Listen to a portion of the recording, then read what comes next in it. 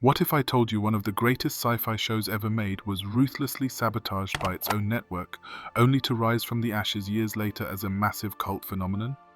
Get ready to hear the infuriating yet ultimately triumphant story of Joss Whedon's Firefly. Take my love, take my land, take me where I cannot stand. This isn't just about a show that got cancelled, it's a masterclass in how not to launch a groundbreaking series. Imagine pouring your heart and soul and millions of dollars into creating a unique world, compelling characters, and a thrilling narrative, only for the very people funding it to actively work against its success. That's the reality for Firefly and its devoted Browncoat fanbase. When Firefly first aired on Fox in 2002, it was a bold, ambitious blend of gritty Western aesthetics and futuristic space opera. It followed Captain Malcolm Reynolds and his ragtag crew aboard the spaceship Serenity, navigating a universe ruled by a powerful totalitarian alliance. It was clever, funny, dark, and visually stunning, the kind of show that promised years of rich storytelling. But its journey on network television was less of a smooth flight and more of a catastrophic crash landing, orchestrated not by an alien threat but by executive decisions that defy logic. This show literally didn't stand a chance. The first and perhaps most egregious blunder by Fox was airing the episodes out of their intended order.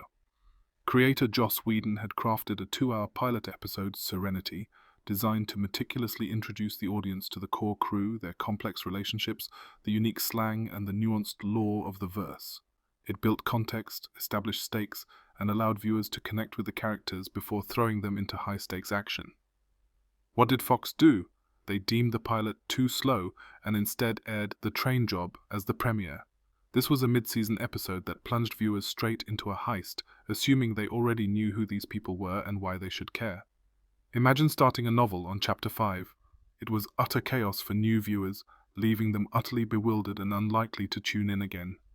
Many never even saw the actual pilot until the DVD release after the show had already been cancelled.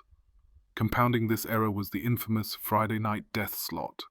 Fox chose to air Firefly on Friday nights at 8 p.m. Eastern Pacific, a time slot notorious for low viewership because audiences are typically out or engaged in other activities. It's where networks often dump shows they have little faith in, ensuring they gather minimal ratings. This effectively guaranteed low initial viewership, which then became the network's justification for pulling the plug. Beyond the scheduling and episode order, the marketing campaign for Firefly was shockingly misguided. Fox struggled to grasp the show's unique space western identity. Instead of highlighting its nuanced characters, intricate world building, or dramatic stakes, they often promoted it as a quirky, light-hearted sci-fi comedy. This misrepresentation further confused potential viewers who tuned in expecting something entirely different from the gritty, philosophical, and often dark series they actually saw. It created a disconnect that pushed away the very audience it should have attracted.